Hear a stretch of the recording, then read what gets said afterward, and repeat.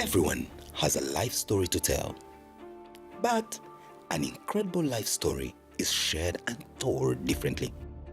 It's Incredible Life Stories with Simon Kasyate. This week on the program, we are looking at an incredible story like no other before. Now, I keep telling folks that as we're growing up, young children have the latitude to dream of being anything in a space of a day. That in the morning, you dream of being a lawyer. By mid-morning, you could be an architect. By afternoon, something inspires you in the medical field and you feel like a doctor. And by evening, wow, you feel like an architect, a builder, or even a musician, an entertainer, and a celebrity in every sense of the word. But as we grow older, all these seem to narrow down to such an extent, like right now, I don't think I'm able to become a medical doctor, no matter how much I would want to save lives. And so on the program tonight, we're listening to an incredible life story that has had its moments of metamorphosis from one dream to another, but finally settling to what the heart really loves. I'm talking about the heart, we're talking about pleasure, entertainment, and everything in between. I have a Colossus with me, a man that has, for many of you who are not Gen Zs, his name certainly would ring a bell, and you can close your eyes and imagine moments where he has made you happy from a point of entertainment. His name, at least as he knew it from the word go, is Robert Ogwal. Eventually, he took on the moniker of Rasta Rob MC, and he'll be telling us on the program why he made that change. Robert, welcome to the program. Thank you very much, Simon.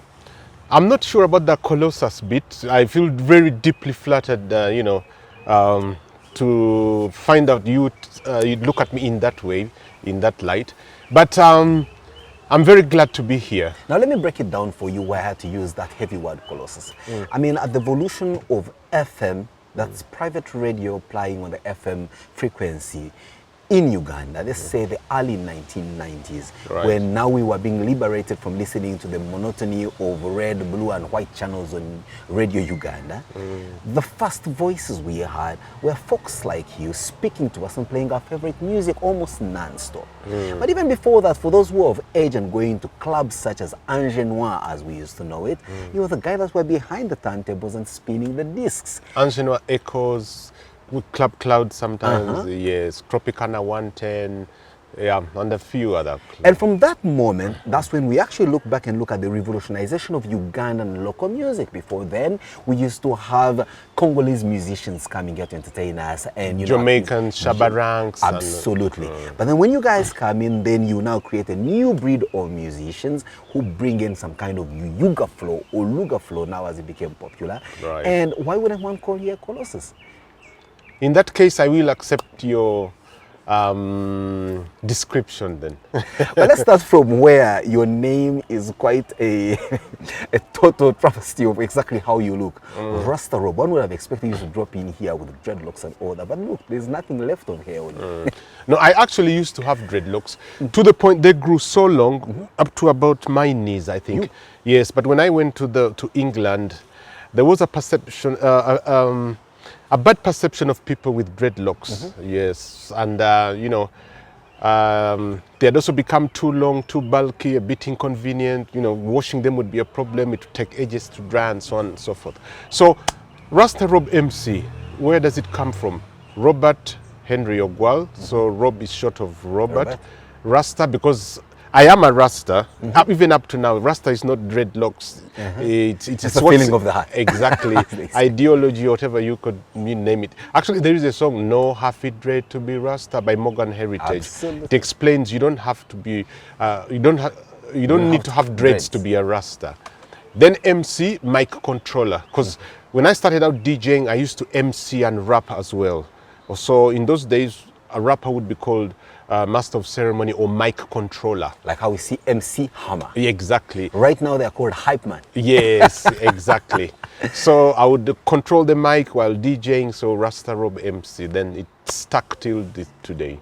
I'll just take you back a little bit. How did that love for controlling the mic and DJing just manifest in you? Was the love for music from a child? Actually, in my own thinking, I think music is genetic. You're sort of born with it. Although, having a home where music is played constantly also helps. So we used to have an uncle at home who loved reggae music so much. My dad was more of, bookworm. You know what lawyers are like. Yes, because my dad was a lawyer all the way right to the top, High Court lawyer, Chief Magistrates, then Supreme Court judge up to when he retired. We're talking about the late Justice Odea. Yes, also Chairman Human Rights Commission. So there was an uncle of mine who was my dad's younger brother who, always play music all the time and he loved Bob Marley. So I used to say, but why? Who's this gentleman? Plays very nice music. He's got dreadlocks. And the messages in his music very catchy and meaningful. So absolutely, I was forced to find out who Bob Marley is and what does he do, why does he do what he does. And of course, those days we didn't have internet. Absolutely. So you'd need to you have to listen to your uncle's stories, which sometimes were I know. But luckily for me, I had uncles and aunties who were abroad, UK, America, so they would send me magazines like Smash Hits, Right On. So then they were very informative and helped me a lot. So right from then, I got hooked to reggae music, Rastafarianism, and all that. So when I went to school, but of course at home I was constrained. Yes. Because I was just about to ask that all this is happening, but it must be happening under the cover of some kind of darkness. Yes, exactly. Because the strict dad that you mentioned that he was. And you also mentioned that your mom was even more strict. Yes, that you know what moms are like, yes. So all hell broke loose when I went to secondary school, King's College Budo Senior 1. It's a boarding. All of a sudden, you can bathe at your own time if you want to. You could not even bathe if you didn't want to. You're practically free to do whatever you wanted. So we'd have house parties, end of term parties, beginning of term. So, wow. I suddenly was exposed to the kind of life I'd always dreamt about. I could go dancing if I wanted to. So it then spilled over to the holidays. When I'd come for holidays, then started sneaking out, finding out where the dance spots were, where the nightclubs are, who are the DJs, and then the rest is history. Once I befriended the DJs, then I wanted to do exactly what they do. Yes, how do you mix this? How do you do that? And once I did that, by my senior vacation, I was a proper DJ. Without my dad's knowledge, of course. Once I got to S6 VAC, went into it full blast. Let's take it back even further. Right. You mentioned your dad was, the lawyer and everything. And just take us back to your nuclear family, when you were born, to whom you were born, and where it is that you were born. Okay. Born in Kampala, grew up in Nakasero and Kololo. Very proud to say that. How many people can say I grew up in Kololo and Nakasero, moving houses here. Today we can say that you were born with a bit of a silver spoon in your mouth. Exactly. And then, unfortunately, I also grew up in exile for a few years because my dad then was on the hit list of Idi Amin. This we're talking about the 70s. Yes, because all prominent Langi and Acholis were, Amin considered them enemies. He wanted to get rid of them. So my dad was the legal secretary for UCB, then Uganda Commercial. Yes. So we had to do a run and get out of Uganda. Went to exile in Zambia for about 3 years. Then came back to Uganda. After the fall of Amin or before? Of course, after. Yeah, we couldn't come back before he was gone. But once he was gone, then we knew it was safe for us to come back.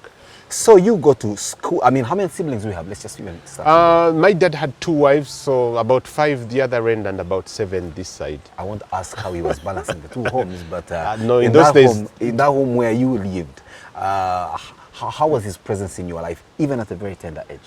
Of course, he was a very strict gentleman, and I would always feel, uneasy with him around. So, but somehow I got to cram his timetable. Yes, I would know when he would be in Kololo and when he'd be with us in Nakasero. So my happiest moments were when he was in Kololo. Exactly. Although I then had to contend with my mom as well. Who was also not something. Yes, I know. The domestic tyrant. Yes. But the good thing is my mom was a very social person, so she'd always have an auntie coming to visit, a neighbor, here it is. So as long as there was a visit, exactly, then I could do my own thing, And then go through the neighborhood and play with the other children. And, exactly. Wow. But Saturdays were meant for, we used to call them vigor, going out dancing, trance days, club house sessions, Even Horizons used to have it. DJ Alex Ndawala playing every Saturday afternoon. So I would never miss those. I'd rather pretend I'm going to Lugujo's in Makerere for tuition and what have you. Yes. And a carry school bag. Exactly. Then in that bag is changing clothes where you just Absolutely, go and, yes. and show your true colors. Yeah. What primary school did you attend, Rasta Rob? Buganda Road Primary School. So that was just a walking distance from your Yes, yeah, from home. Actually, I used to walk to school because it was just about 15 minutes walk away. Another time, what did you have in mind as the kind of person you'd end up being, a lawyer like your dad?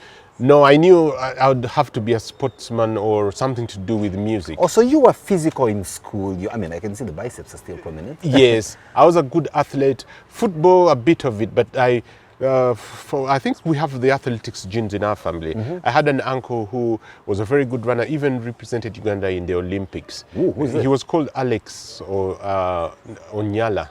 Yes. And then, so I did athletics in primary. Then when I went to King's College, Budo, even got, recruited into the national team. Ooh. Along with Dixon Okello, Bond, Sanda yes. Walusimbi, John Dumba.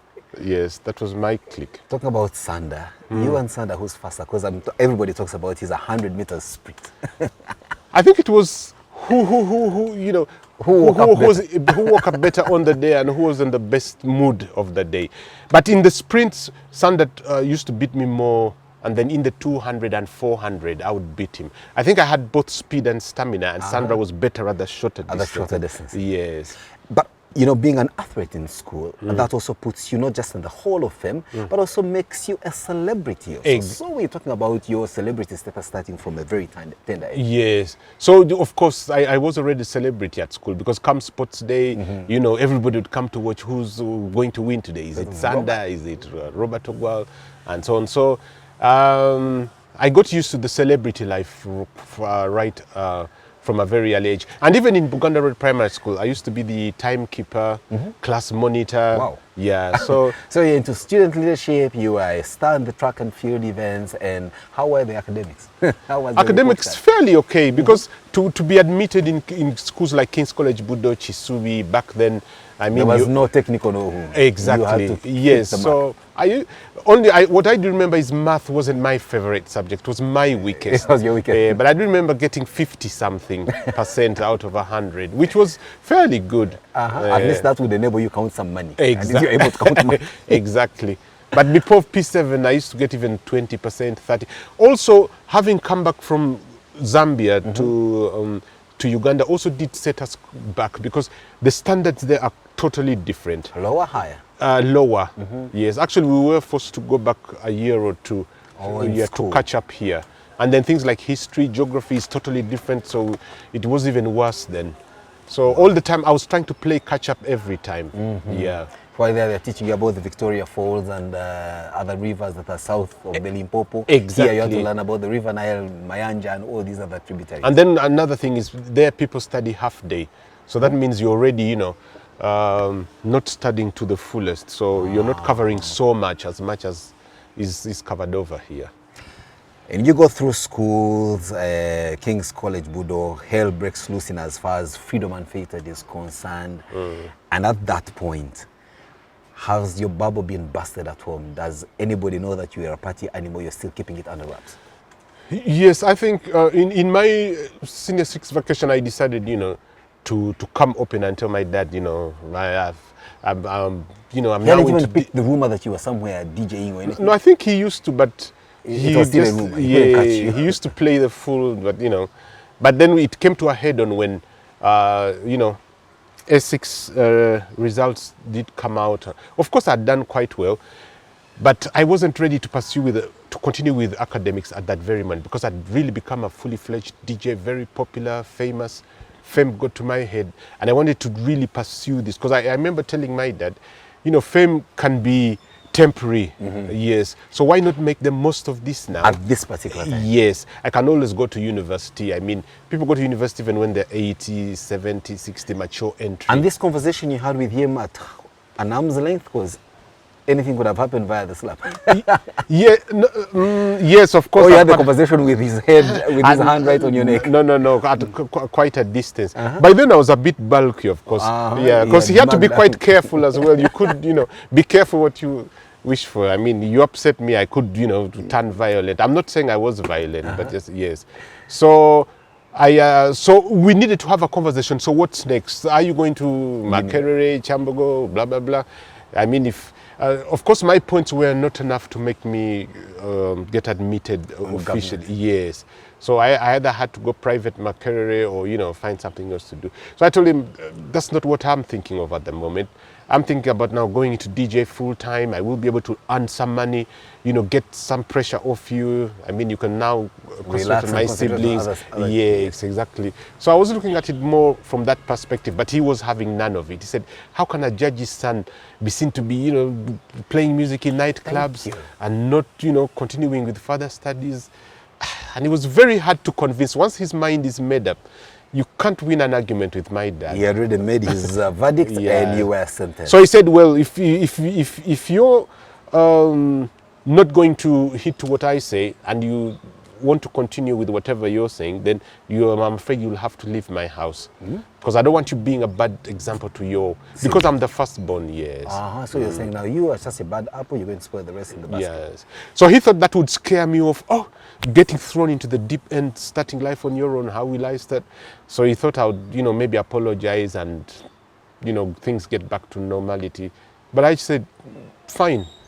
Packed your bags and out you went. Yes. On Incredible Life Stories, let's take a short break. When we return, it's more about this story of Rasta Rob MC, now gone rogue, left home because of a passion in music and entertainment, contrary to what his father wanted him to be, a serious hard-nosed guy. So if he had gone his father's side, he probably would be now sitting on the bench as a judge. I'm just imagining myself having to say, my lord, Robert Ogwal. We'll be right back.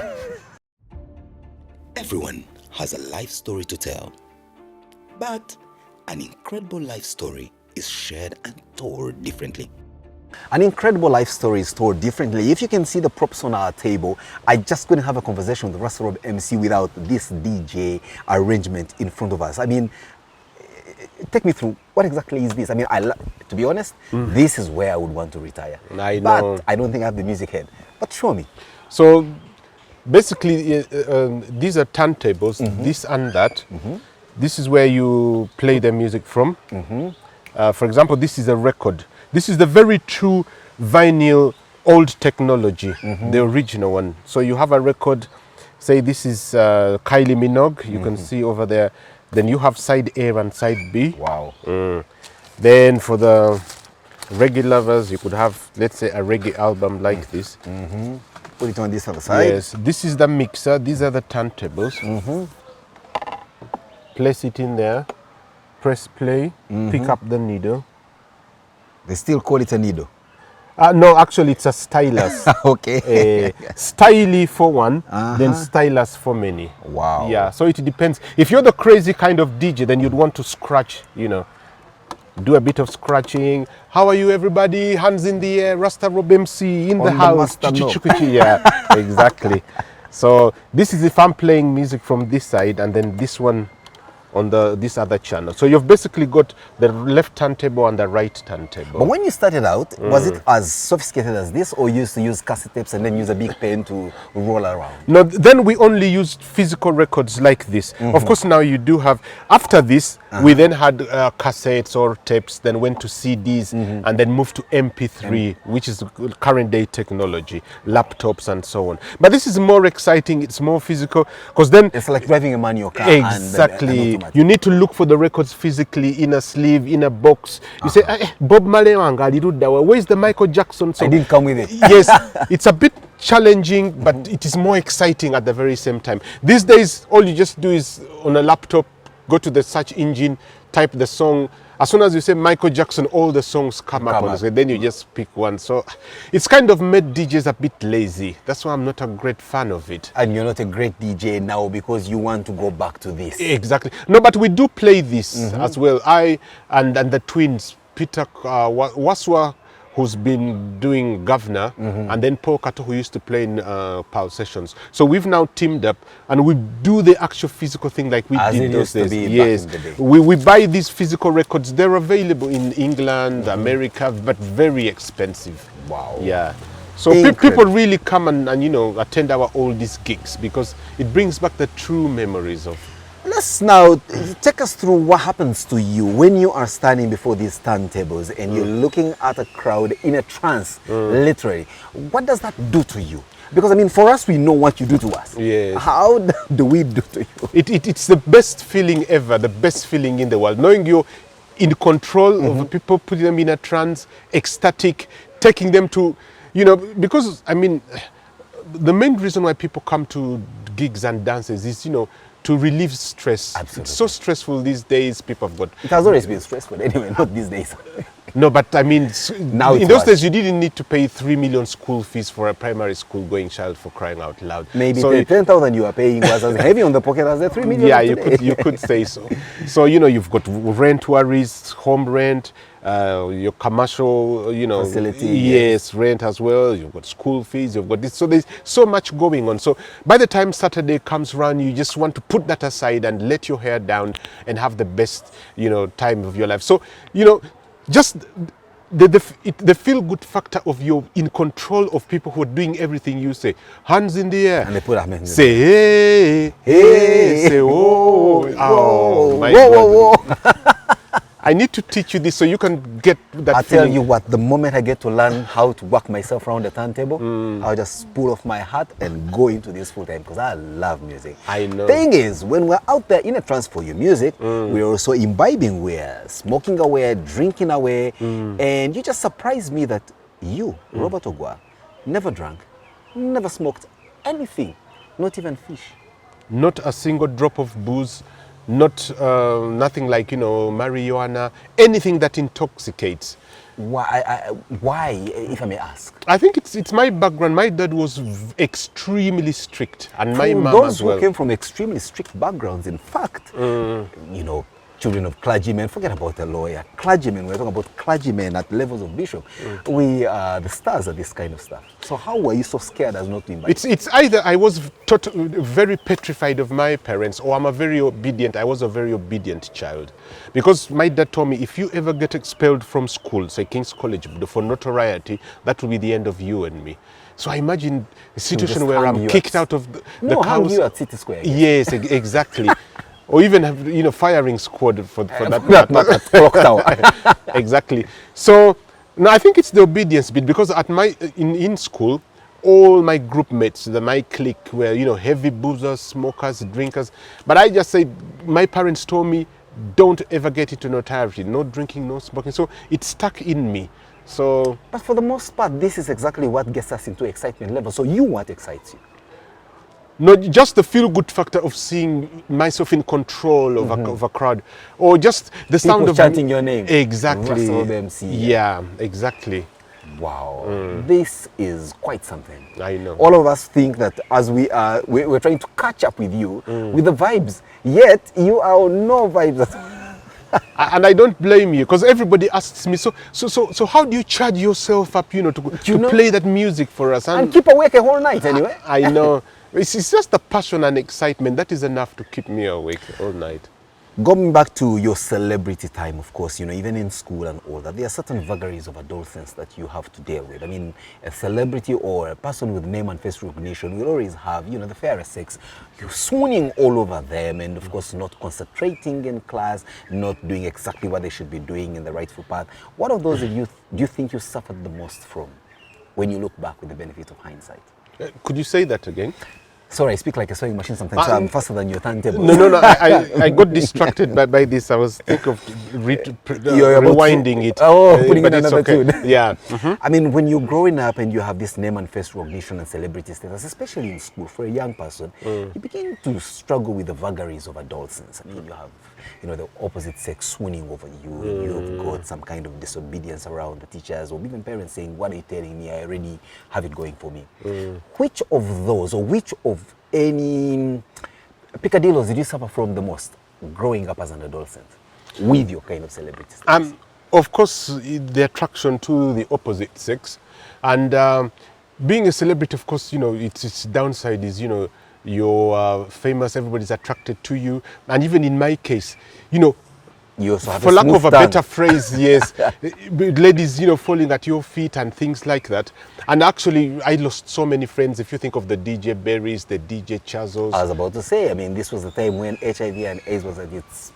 Yes, exactly. But in my case, I was very lucky. Okay, first and foremost, I was very disciplined because I knew to have a long career, become the best DJ in Uganda, Africa, the world. Probably. Is that what you are looking at? Yes. Oh. So you needed to be very disciplined. And also And what stay helped alive. me, yes, there was a club in called Joseph Disco Club back then. It was opposite KCC Hall. So the owner was a doctor who used to work in the USA. He was called Dr. Obita. But the actual pronunciation is Dr. Obira. You're our in-law with the Luos. I should know how to pronounce some of these things. Exactly. So he introduced us to protection. In 1987, he used to bring us condoms from the USA. Nobody had ever heard of condoms in Uganda. That was when, AIDS was already at its peak in the USA and people had started dying. Nobody knew what AIDS was here. It just was witchcraft and all that. It had started somewhere in Narakai, Masaka, making its way here slowly. So he told us, be very, very careful. There's a very deadly disease out there. It started in America and it's now coming here in Uganda. But these are called condoms. If you ever feel like, you want to get laid, for a better word, make sure you have this. Yeah. Make sure you have this on, please. And, he was the boss of Shares Joseph Disco Club, like I said, and so on. So I think that helped us very early on. To know that if you really must do this, then at least seek protection and so on. So imagine that was 1987 because Philip Bongole died in 1989. So even 2 years before you guys were aware, you guys were protecting yourself. Exactly. Because Philip Bongole we can say was the wake-up call for everybody. That's when people realize this is a very terrible disease. You lose all your hair, vomit day and night. Lose all your nails. Exactly. Become as slim as they come. Yes, and diarrhea, toilet all the time, and then you end up being very tiny and slim. So I think that helped a lot. But then there's also the other side to the condom. Do you have any children to your name? Yes, I've got 2 kids. Oh, tremendous. Very elderly. My daughter graduated last year. Oh, she's in tremendous. England. What vocation is she? You could say law, immigration, that kind of thing. Yes. She took on the grandfather's thing. Yes. Became the lawyer that you never became. Yeah, and then exactly. you So I think that she's filled that void that, Oh, you paid back your day. Yes. And then my son is into IT and all that. But that's Also in the UK? No, he's within. Okay. Because I had him in 95, so he's already 30 something, I think. Wow, incredible. I know. Does he love music? Yeah, but not that much. It's a bit of a disappointment because I thought if he wasn't going to become a DJ on the side, but he'd probably do some bit of sports. But they're totally... He's none of those. Yeah, and neither is my daughter. So I'm thinking of maybe having a third one who will be a sportsman. Because that legacy has to continue. Yes. Remember I told you about my uncle, then yes. Wow. But you talked about the whole idea of your father saying, how can a judge's son be hard playing music? And then you had dreadlocks, which you thought, in this community here, in the UK, it's a bit ostracizing. But you have... it pins, this... You get to a point and say, there's always that rebellious sentiment in we the kids. I think, the Semaka de Bang the Tembo kind of thing. Exactly. Life has got to change. Life evolves. Yes. We can't keep, saying DJing, vocational, kind of jobs are, not the in thing. Everybody has got to do white collar jobs and so on. I mean, economy doesn't work like that. We can't all be lawyers, accountants and all that. But when we are done with accounting and the stress hits on Friday, yes, who's going to play music for you? Who's going to do the dirty jobs, mop the floors and so on and so forth? So, by the end of this conversation, something is going to happen to me that I just don't know how it's going to be taken. But come on, I'm going to be rebellious like you. Growing up, I had always loved, and I really would love to have a stud on my ear. Really? So I think. That's why with me having a nose pin, everybody looks at me and says, what does this mean? Is he gay or what? But this is what makes me feel nice. I want to stand out. I want to feel different. I want to express myself, you know. Be you. Yes, as long as I'm not breaking the law in any way or form, you know. I mean, why not? Why not? Rasta Rob, something happens in the early 90s. The economy is liberalized to the extent that now media becomes liberalized. So you get folks like Mzee Thomas Kato and his family setting up Sanyu FM. Yeah. And then you also get William Pike and his friends setting up 91.3 Capital FM. And guess what? One of the first voices we hear on the radio coming on was you. Tell us that transition journey from a DJ in a nightclub, an MC at parties and everything in between, to now getting into radio. All right. So the biggest credit has got to go to Charlie Lubega, the owner of Angenwa, call it governor now, because he was my boss then. I believe that Charlie is going to listen to this, and if there's one guy who would love to tell his incredible life story, it's Charlie. But I'm told Charlie would barely say a word. He's always nice, calm and quiet. Very laid back and quite shy, I must say. I want to challenge myself that on Incredible Life Story with Simon Kasyate, Charlie Lubega is going to sit right there. Yes. You need him and Peter Sematimba. I'll try and hook you to those two, because they've had very interesting history in the Ugandan music scene. Wow. Because Sematimba, when we get back to him later probably, he's the one who helped that transition we were talking about. Exactly. Of starting the modern day Ugandan artist by The bringing... perfect generation and all that. Exactly. And through his dungeon studio. Yes. And the like. And Charlie Lubega, aka Mukowe Kampala, because I mean everyone who wanted, you know, a good guy. yes, All name at Angenwa. exactly. Love that. So he was my boss then, because I was a DJ in Soul Disco and Angenwa. So one evening he says, "Oh, by the way, there is a family, the Kato family, are starting up a radio station. It's going to be in Naguru called Radio Sanyo. They are looking for presenters. Try and look them up. I mean, they could have something Was for that you." selfless? I mean, that would probably mean that you were going to lose you as a star. No, that's he Charlie. no, he didn't really have to.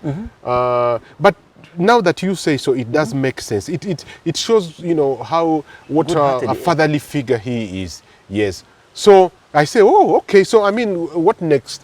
Because we didn't even have mobile phones then, did we? Yeah, so he says, they've got an office on Nkrumah Road. Go to Nkrumah Road, give me the directions. You'll find a gentleman called John Kato. He was the manager then. Yes, then, you know, talk Impress to him. upon him. Yes. So, radios, all of a sudden, all I wanted to do was become a club Famous. DJ, and now suddenly somebody's telling me I could even become a radio presenter, which is a wider platform. I probably woke up 4 a.m. the next day. Tell me. Just to go meet him. So I got to Nkrumah Road. At that time, did you have, what was your means of mobility? Because there were no borders clear. Did you own a car? No, of course not. Taxi? Yes. I used to live in Makindye then. So those days we could very easily just walk to town, because Makindye, shortcut, Clock Tower. Queensway, you're already in town. Talk about Makindye. We'll talk about that when we come back from the break. There was a guy that was friends with you in Makindye. And long story short, he shows up as a president of an African country. Yes. Don't forget to tell us that story. But now, go to Kato's place. Yes, so walk up there, go knock on the door. Gentleman says, "Come in, hello." So I told him, I'm from Angenwa. Charlie Lubega sent me over. He says, "You guys are opening up a radio station, so you might need a DJ." Yes, I'm called Rasta Rob MC. He said, "Oh, okay." So he looks at me, and you know, with a bit of unkempt dreadlocks, blah blah. He thought, this is probably a time waster. So I think probably to get rid of me, he says, "Okay, go make a demo tape of you in action. Pretend you're on air.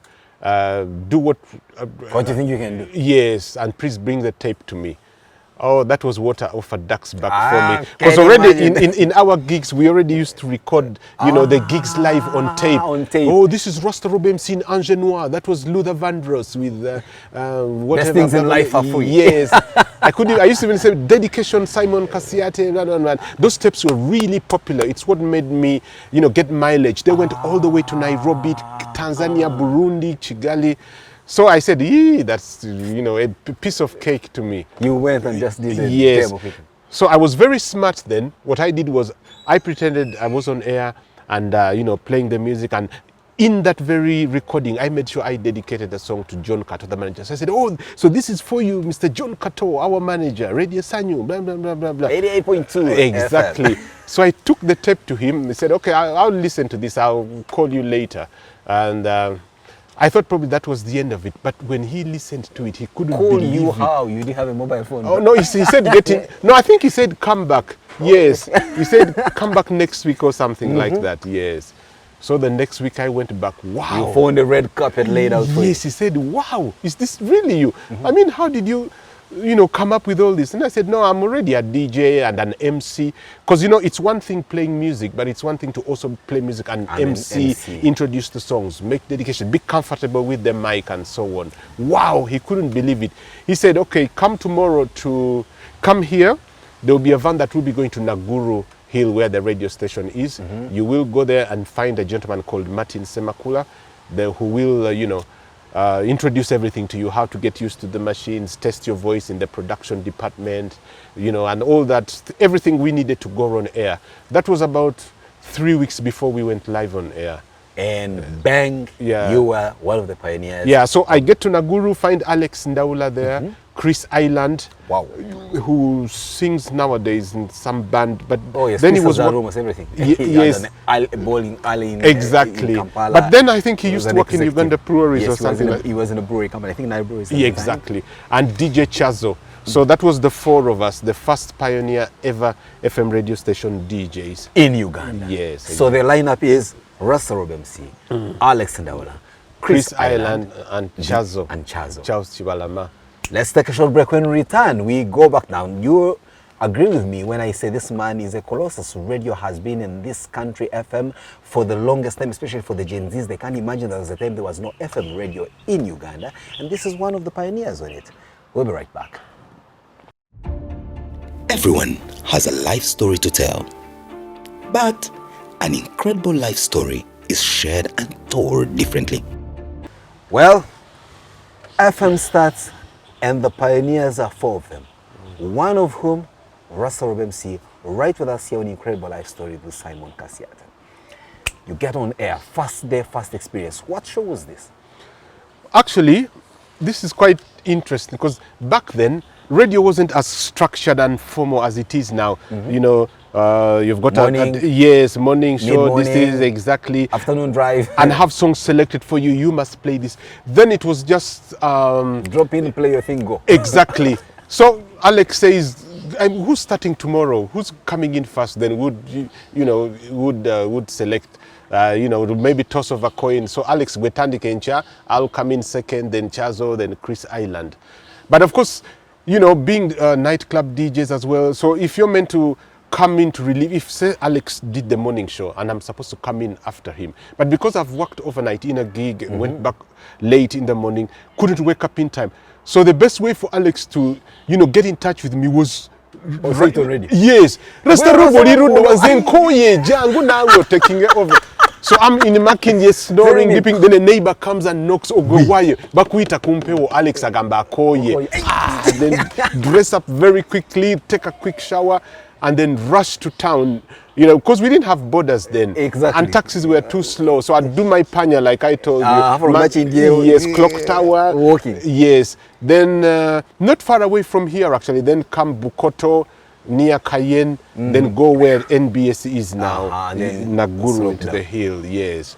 Wow. Then once I'm done, Chazo also comes over, Chris Island. So I think that's the more exciting period of radio for me. Because then it was straight off the cuff, not following rules and saying and this and that. Did you struggle when the rules started coming in? And not struggle, but not as excited and enthusiastic as people are choosing the music for you, and so you know. No, but luckily for me, I think because of my status and people respected my taste. So I used to walk in with my own records, like these CDs and so on. So that's one thing I really appreciate all throughout my radio career. I made my own playlist because I knew tenfold what the music selector would actually, You see, radio gives you voice recognition, but may not necessarily bring your face to the public for, especially at that time when there was not so much going around in terms of sharing images and the like. Are there moments when you were in a certain place and people didn't know that you are the Rasta Rob MC they hear on radio, and they are possibly talking about you, things that are necessarily not very true or even true? No, luckily for me, I think, I used to appear in newspapers almost all the time, and and then somehow you also had the larger-than-life characters. When you showed up in a place, you'd say, with your peace sign. Exactly. And with radios, like Sanyu TV as well, used to be on air, and I used to present partly on Sanyu TV with John Miles and so on. So somehow, the majority of people would know, who I was. Of course, you can't have that 100%, but yes, mainly I was very recognizable. Every time in the street, hey, Rasta Rob, peace, peace, peace, everywhere I would go to. And you are always very good with switching from one language to the other, which you still are even up to now. And when you listen to today's radio, and the radio as it were, yes, I know there always what we call good old days. Do you feel something has been lost, or? Yes, I think in those days you had to be really talented to get on air. First, because the radios were fewer. In between, so there was a lot of competition to really get on air. You had to be really good and talented. Then secondly, yes, that first and foremost, you had to be really good, and then prepared. People just didn't go on air for the sake of it. But these days, you can listen to a presenter on air and know they're just not prepared at all. And they probably got that job because they were a celebrity in another sector of the economy. He's a good dramatist, perhaps, or he's a footballer. So the radios are looking for numbers just to have a celebrity on air. So whether you're a good presenter, trained on the job or not, they didn't really care about that. So I don't think the quality is as good as it was back then. How was the pay? Can one say that you were a very high earner? Because we had the impression you were living the life. But let's be honest, were you affording the life, or there was a lot that was subsidizing your life? For example, I'm sure you had free entry to the clubs, which many of us would pay to get into. That's true. Yes, I think I was paid handsomely, because I remember 1993, by the way, December is when Radio Sanyu kicked off. Yes. So I remember I was on 300K probation for 3 months, and 300K was quite a lot of money then.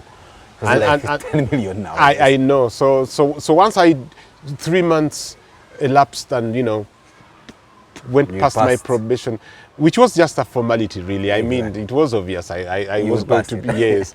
So then I remember I went to 500K, and then when I got poached by CBS, my salary skyrocketed to 800K a month. I mean, even now, if you get 800K a month, month is still decent. Yes. We're talking about 1996, right? Yeah. Around about. Yes, there. 96 is when I went to CBS. And you're not even Pushed looking... by your own friend, Peter Sematimba. Exactly. And you're not even looking at the endorsements, Coca-Cola, Celtel, blah, blah, blah. As it were that time. Yes, exactly. The friends now, of course, when you were a celebrity, you always have people around you. You've got, we need guard. Yes. So tell me that one of them was a guy called Joseph Kabila. Yes. So strangely enough, when I used to live in Makindye, because I'm proud to say this, I and Peter Sematimba were the first celebrities to live in Makindye. Nowadays, every celebrity wants to live in Makindye. The alien skins and what have you and what have you. Why did you choose Makindye? I mean, you were a guy brought up in Nakasero, Kololo, Bugolobi. One of those DJs, when I got kicked out of home by Musei, one of my mentors, the DJs I've talked about from Shes Joseph Disco Club, used to live in Makindye. So I needed where to stay. To first crash. So I told him, Moana, Bango, yes, Sina Wakubera. He said, no problem. You can come. He was a DJ and a technician as well. He used to repair TVs, radios, broken turntables. So he says, in my workshop in Makindye, I've got a room at the back. Yes. But he also used to live not far, just a few hundred meters from the workshop. So he says, you can come sleep in the back of the workshop. If you need to shower, eat food during the day, come to my place. Yes, exactly. So I said, wonderful. You were living the hustle. Exactly. So what's the question again? You were now in Makindye. Yes, exactly. So Kabila. So this Kabila also used to live in Makindye, but of course in a posher Chizungu. Yeah, exactly, in Chizungu. Because then his dad was a rich man who was a rebel. A rich man who Yes. was a rebel. I love that. Yeah, a rebel who was in the plans of going to oust Mobutu Mobutu Sese Seke. Yes. But he was also Bestia. Yes, his dad was also based was here. here. Yes, and Kabila was just, a local boy in the neighborhood. He used to love a lot of music, so he used to listen to Radio Sanyo. Of course, it was trendy then. So then there's this crazy DJ Rasta Rob MC, and all of a sudden, his fellow Congolese who are musicians like Awilo Longomba are sending him dedications, singing me in their songs. He says, Rasta Rob MC. Yes, Muyaye Chono. I mean, the best singers, they Luz Mabeles, all sing about him. Then they told him, no, he just lives down the road here in Makinde. Really? Yeah. Please take me to him. So they bring him over one evening and say, hey, he introduces himself. Oh, my name is Joseph Kabila. How was he like? Did he come with all the airs of a rich kid, or he just came normally like a fan? Yeah, just like a fan, somebody who loved music. But he used to study in old Kampala Senior Secondary School then, and later went to Makerere University, then of course left Uganda. So she explains, we are Zairians, but my dad, we are here in exile, blah, blah, blah. Did he have a proper English accent where you were speaking with a little bit of a Yes, with a bit of a francophone bit. But you also speak a bit of Swahili? Yes. So throw in a few Lingala words. Yes, exactly. So he says, I'm a great fan of yours, always listen to your show. So when I was told we live in the same neighborhood, I decided to, come get to know you and probably be your friend if that's okay. Then I say, wow, no problem. Of course, then even if he said my dad, I still didn't, it didn't mean much to me. So fast forward. But you kept in touch. Yes, exactly. He used to come to my gigs and so on and so forth. But then all of a sudden, then he disappears. Then I also now go to England. So one day I'm in England, then somehow I don't know how he traced me. Then he sends me an email, says, hey, Rasta Rob, this is Joseph, remember me? Makinde says, yes. Said, we are now in Kinshasa. My dad is now the president. Whoa! Wow, I said, really? Yes. So his dad and Tshisekedi were friends, and this Joseph Kabila and the other Tshisekedi also were great friends. Yes, he actually sent me a photograph of him and the Tshisekedi, the current president, with AK-47s in the bush. Blah, blah, blah. Yes. Yeah. So we get excited and get in touch. But because I'm also now too busy, I'd started doing my broadcast journalism in the UK. So of course I'm happy, but then I've got lots on my mind. Then a few months later, he calls and says, my dad passed away, I'm sorry, but I've now taken over. I'm now the president in Congo. And he says, I'd like you to come over if you can, relive what we used to do in Uganda, start up a radio station, discotheque. You just come over. We'll do our thing. Yes, exactly. And I tell him, okay, well, that's a wonderful idea, but I need to finish my course, then sort out my paperwork, then I can come over.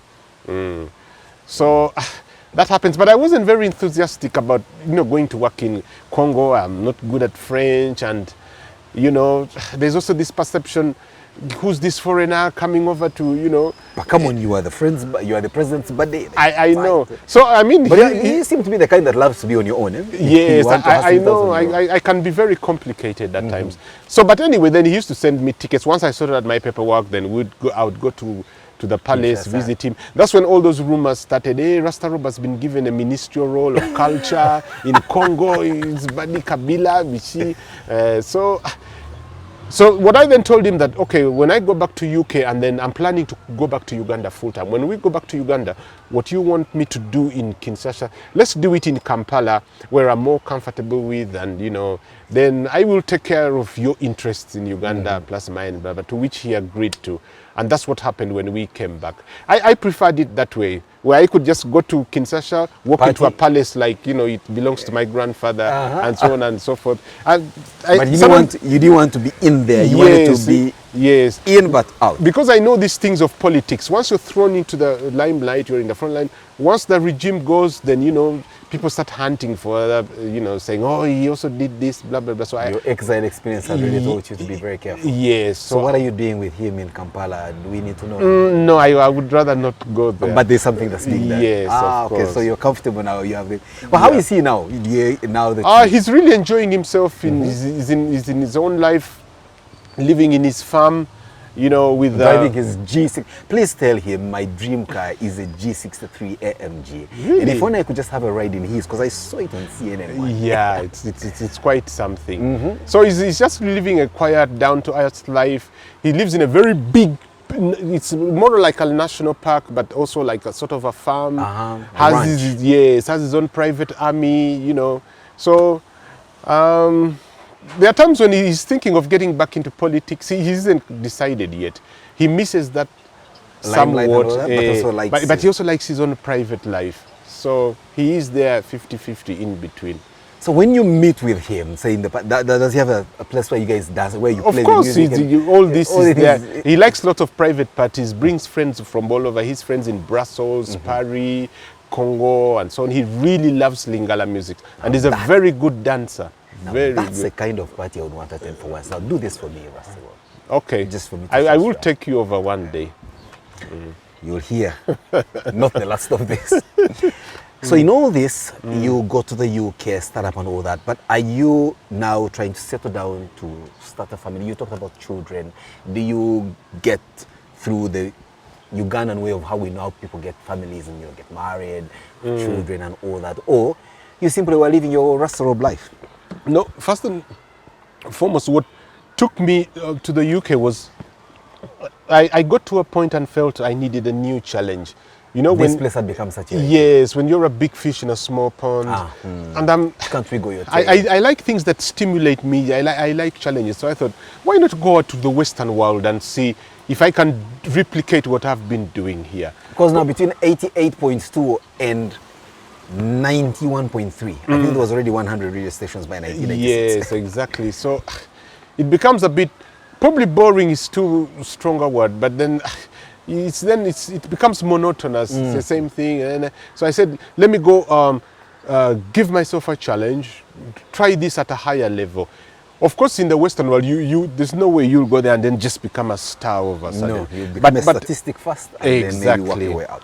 And these DJs who mentored me in Joseph and Soul Disco, most of them went abroad, US and then UK. So one of them already had a nightclub in London called Pier 1, DJ Will. So it made perfect sense. I already had... I thought Pier 1 was owned by Mkowa Kampala. Charlie Lubega.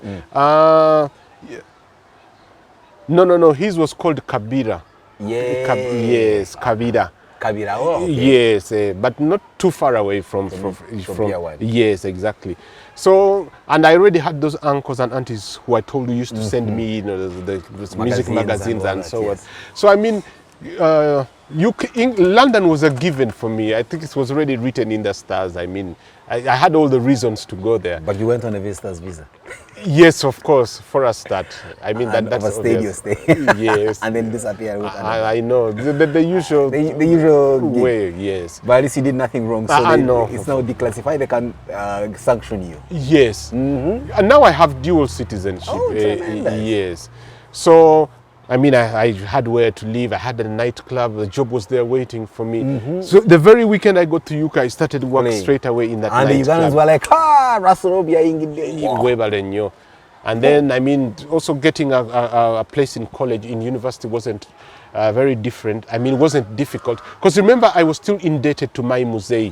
Yes, because I promised him, no, let me do this. Enjoy the limelight. Then I will get back to university. And I won't inconvenience you. I will do it my own way. So it always kept nagging me at the back of my mind. So I needed to do that. So I then started doing that concurrently. Radio, nightclub, while doing my course as well, which I then completed successfully, graduated, got in touch with my musei. He was really excited about that. For the first time in over 10 years. Exactly.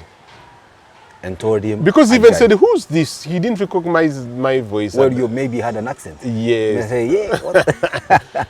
And that was in 2006, because I remember it was during the World Cup. I actually called him and I said, oh, Daddy, are you busy? Can we talk? He said, no, it's okay. I'm just watching football, Italy playing something during that World Cup. So I said, I've got good news for you. I didn't want to let you know this, but all along I have been doing my bachelor's in, I've been doing my course in broadcast journalism. I have now graduated, have photos for you. So I'm glad to say that I'm sorry for what happened in the past, but I have now fulfilled my promise. He said, no, that's okay. Are you fine? How's the family? So then we kept in touch, but sadly, after about 3 weeks or so, he then passed away. Oh dear. But at least you had made peace with Yeah, him. exactly. Paid his debt, and that is what gives me the most happiness to date. Because imagine if that had happened 3 weeks later, he would have gone to his grave knowing, my son. The rogue son out there. Yes, exactly.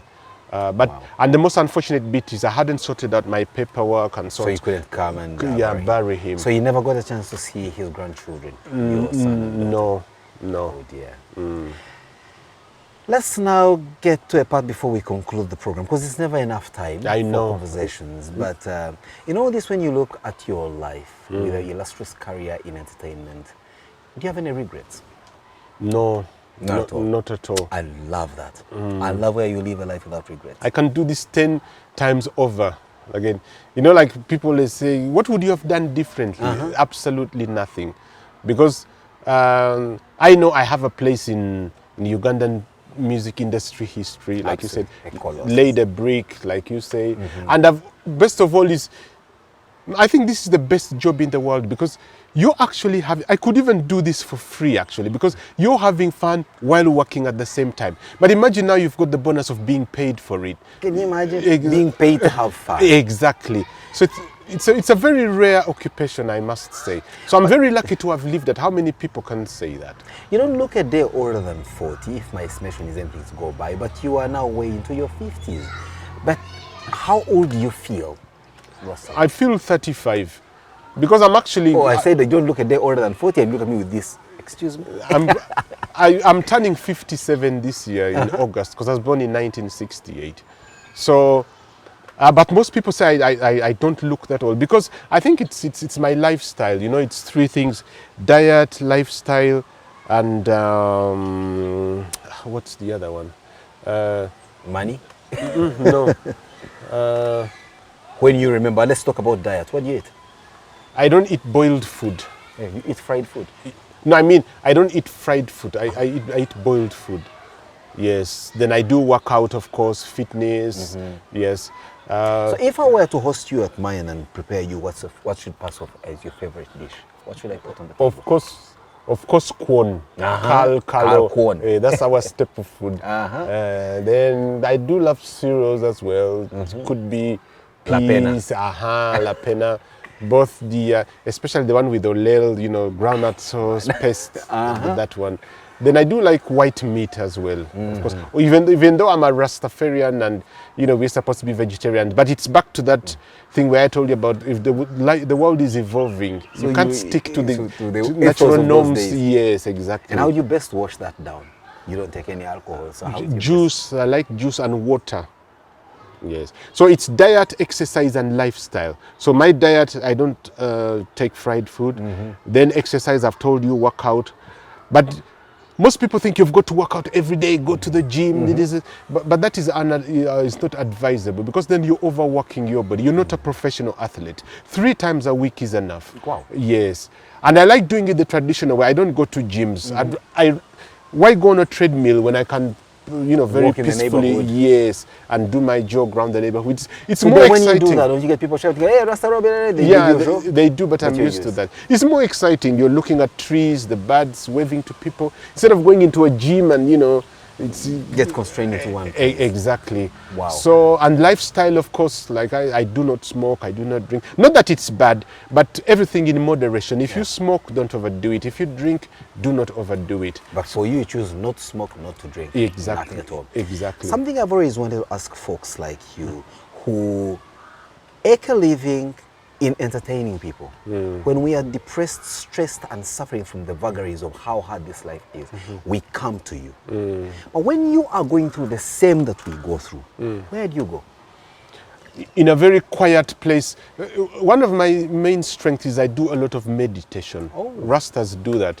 Once I'm away out from the nightclub, all I want is peace and quiet. I switch off everything, TV, radio, and I could sit in a room for hours on end, even up to 3-4 hours, just, reviewing my life, thinking of one of the things that has really helped me is I review my life constantly. Oh, wow. Am I doing this right?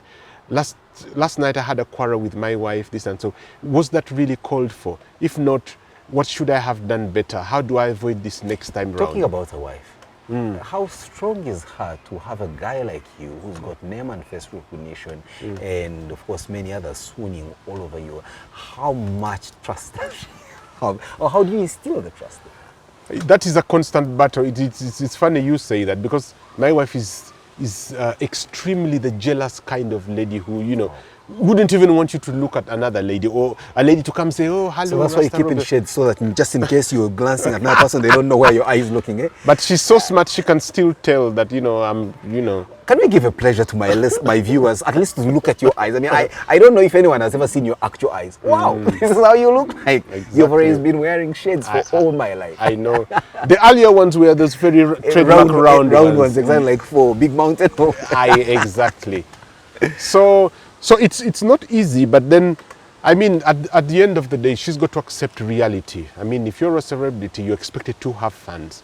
Your fans want to take selfies with you, even call you to ask for dedications and so on. So it's a constant battle, but I mean, it's the, what do you call it? One of the occupational hazard. Yes, exactly. She met Rasta Rob MC. She should have known better. Yes. Do you sometimes take a moment and read a book or something like that? Yes, I do. But of late, I don't have enough time. And I'd rather not start a book and then stop halfway. So if I know, the first thing I do when I get a novel or a book, because I'm used to reading, like in the past, we used to have novels like James Hadley Chase, Robert Ludlam, Jackie Collins. And the Mills and Boone series, of course. Yes. So the first thing I do is, how many pages does it have? Is it 180? So if I look at my week ahead and say, I've got 3 days, then I know these 100 pages, cup of tea, then I'll start reading the novel. Because, you know, it's more exciting, just like I said with music. Trying to do it the old traditional way we used to do it, you know, physical, get the vinyls, and, you know, it brings back the passion and it's more exciting. So instead of reading an ebook, I'd rather go back to a paperback that is physical and, you know. Like you whatever. Exactly. And now to understand you even more. I mean, you're a party guy, no doubt about it, but you have a political affiliation. Do you ever think politics and the governance of the country where you are? No. I and politics don't see eye to eye, so to speak. About politics, duka. Yes. Because even in my family, even my dad wasn't very political, but there was that leaning towards UPC, because my mom was related to President Apollo Milton Obote from Akohoro. They're actually cousins, actually. So you could see, I mean, UPC colors at home, you sense and things like that. But other than that? Yes, I've never really wanted to venture into politics. I'm an entertainer through and through.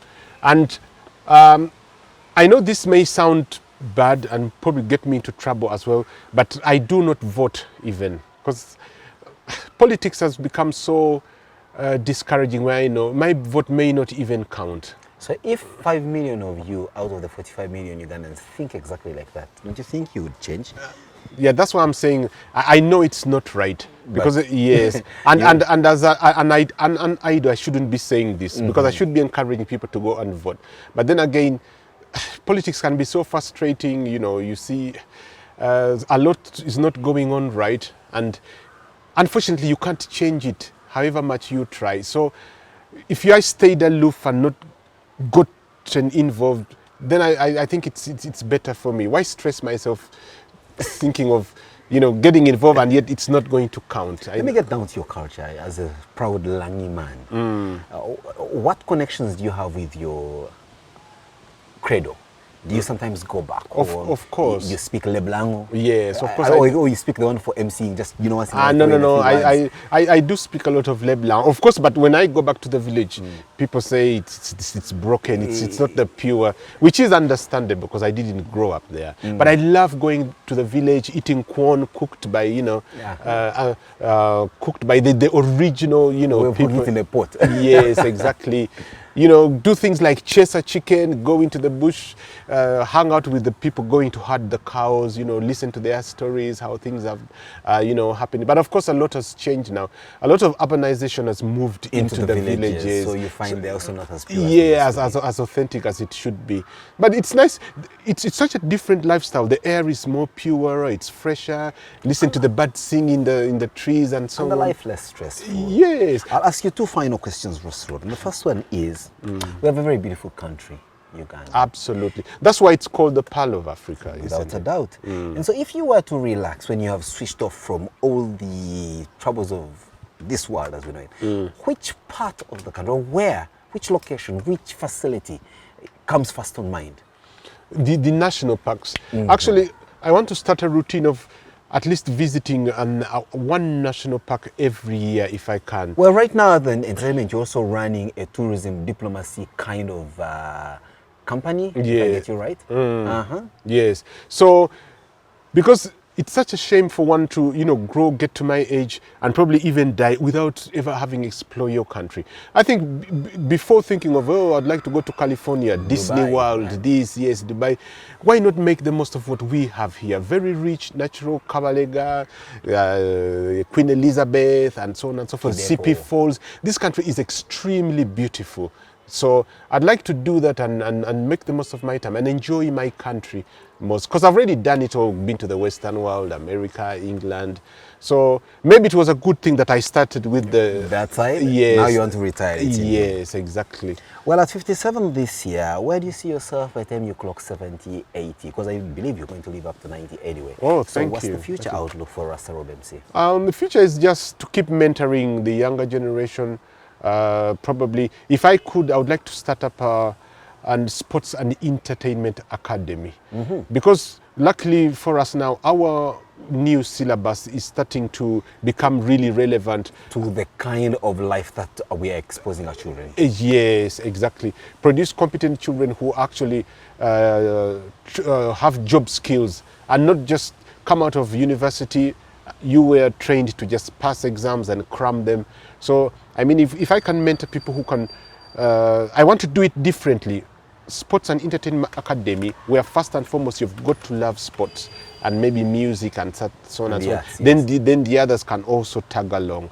Because we've got so many jobless youth and so on. And yet there could be good managers of talent, there could be good managers of other things. Yes. And yet that's not. Yes, wow. Exactly. I would happily go to my, deathbed knowing I've mentored a huge part of the population in that way. As we conclude, I mean, as a DJ, sometimes one wonders, do you have a favorite song? I mean, what's your favorite song, if at all? And if you are now standing at this time table, just play us your favorite song as we say Kwaheri to our viewers. It would have to be any Bob Marley song or Oliver Ngoma song, because I love Oliver Ngoma. He's a very talented artist. And unfortunately, they both passed on. Yes. So any Bob Marley song. So for me, Bob Marley, I would go with One Drop. How about you? Zimbabwe? Yeah, Zimbabwe, Natural Mystic. Oh dear. No Woman, No Cry. Yes. Redemption Song. Exactly. And then Oliver Ngoma is what? Lusa? Yeah, Lusa, Adia, Lily. But for this very show, you can see this is a Bob Marley album, Rasta Colors. Yes. Exactly. Yeah. Yes. For this one, for this time, let's play One Drop. Dun, dun, dun, dun, dun. Well, it's been a pleasure having you listening to this incredible life story with Rasta Rob MC, sharing a story like no other. Perhaps now we know him a lot more than we actually would ever have known him. It's always a pleasure having you listening. And for those of you catching us on YouTube, press or click on that subscription button so that you're able to catch the rest of the videos as we bring to you all these incredible life stories. We'll be back same time, same place, another day. Peace, yo. Yeah.